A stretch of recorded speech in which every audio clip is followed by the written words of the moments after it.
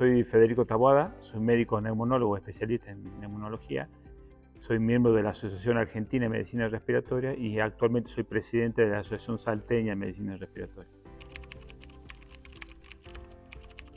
La fibrosis pulmonar es la inflamación del pulmón que termina con el depósito de fibrina dentro del pulmón. Para no ser tan técnico, como digo, es importante, digamos, la dividamos en dos partes. Una fibrosis secuelar, que es la fibrosis que se produce luego de que el paciente tuvo alguna lesión en el pulmón, en algún sector del pulmón, como ser una neumonía, que puede haber estado por tuberculosis, por micosis, por virus, o algún traumatismo que haya tenido el pulmón.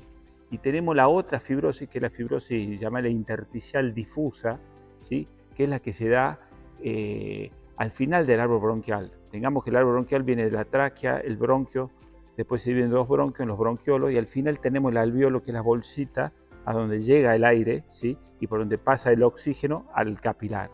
En esa película que está entre el alveolo, el final del alveolo y el capilar, es donde se deposita, donde se produce esta inflamación y se deposita este tejido fibroso. En esta fibrosis intersticial difusa, el pulmón está afectado en forma difusa, como dice la terminología, en ambos pulmones bilaterales, y es progresiva, que no pasa en la otra secuelar. La secuelar, donde está producida la lesión, es como queda el pulmón, ¿sí?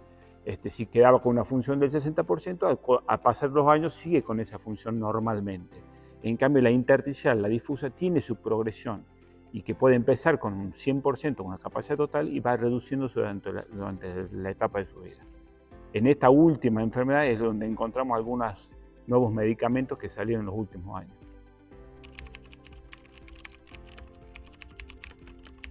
Para combatir la enfermedad hay dos cosas. Primero, para eso están las vacunas, sobre todo las vacunas para la gripe, para el COVID, y en las personas que tengan inmunodeficiencia o que sean personas de riesgo, tenemos las vacunas de la neumonía.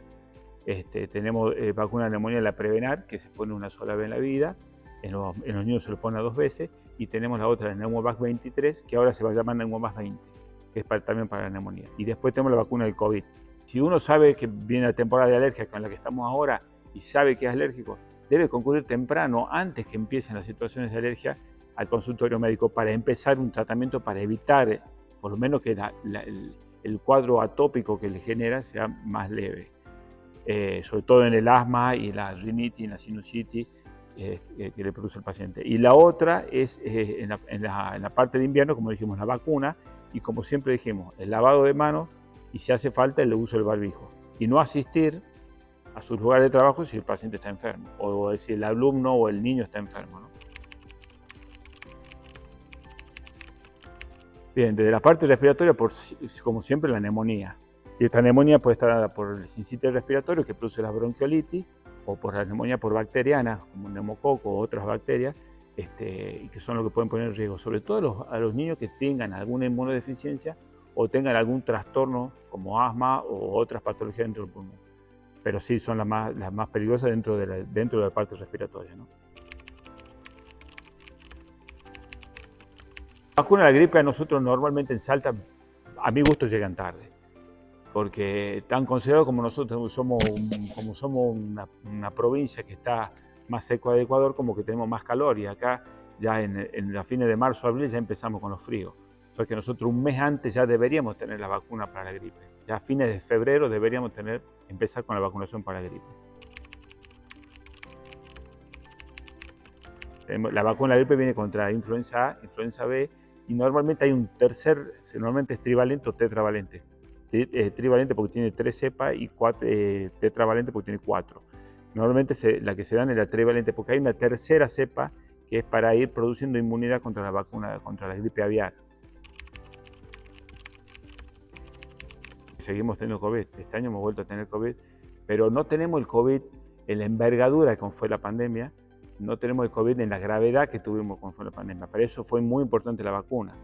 La vacuna, ahora estamos inmunizados contra este COVID, contra este coronavirus, lo cual produce enfermedades mucho más benignas, son mucho menos los casos que tienen neumonía, y estos casos que tienen neumonía son mucho menos graves, pero seguimos teniendo. Y sigue siendo la persona de riesgo la que más riesgo de muerte por COVID tienen. Acordémonos de los que tienen presión alta, los que tienen diabetes, los que tienen inmunosupresión, ¿sí? Las personas ancianas. O sea que esos son los que tienen que recibir la vacuna del COVID por lo menos una vez al año, es lo que está puesto ahora. Son los mismos virus, lo que pasa es que tuvimos 2 años aislados de estos virus, que normalmente nos daban inmunidad todos los años. Entonces de repente es como que si no tuviésemos inmunidad, volvimos a caer en manos de todos estos virus, del sincitial respiratorio, del adenovirus, del coronavirus, del virus de la gripe, el parainfluenza. Entonces hay muchos virus, que uno cree que son 2, 3, no, hay una gran cantidad de virus que producen síntomas muy parecidos. Entonces volvimos a caer en este grupo de virus que no los teníamos inmunizados de todos los años. Caímos en eso porque estuvimos aislados. Acordate que estuvimos aislados entre individuos y estuvimos con barbijos. O sea que no estábamos en contacto con ningún virus. El capítulo de tos crónica es un capítulo largo, pero lo más importante que podría decirte es que el paciente que tiene tos tiene que hacerse radiografía. Es importante descartar que tenga algún problema pulmonar y después seguir con el algoritmo de búsqueda de por qué la tos crónica. Entendamos que la tos es un mecanismo de defensa, es un reflejo que tiene el paciente para eliminar o el moco o lo que tiene dentro de la vía respiratoria que le está molestando. Entonces, hay que averiguar primero si tiene alguna lesión pulmonar. Si no tiene la lesión pulmonar, buscar entre las otras causas, y tenemos montones. Una vuelta que eliminamos las causas que pueden tener en el pulmón, que son toda la tuberculosis o otras enfermedades más severas, podríamos empezar a investigar sobre sinusitis crónica, sobre reflujo, sobre asma bronquial, o sobre EPOC, sobre todas esas causas que pueden darte tos crónico. Incluso el mismo cuadro de los virus, posterior al cuadro normalmente de gripe o de estas virales, uno queda con esa tos persistente y generalmente es producida por sinusitis crónica. Y esa hay que diagnosticarlas también. Pero primero hay que descartar que no tenga patología pulmonar con alguna radiografía.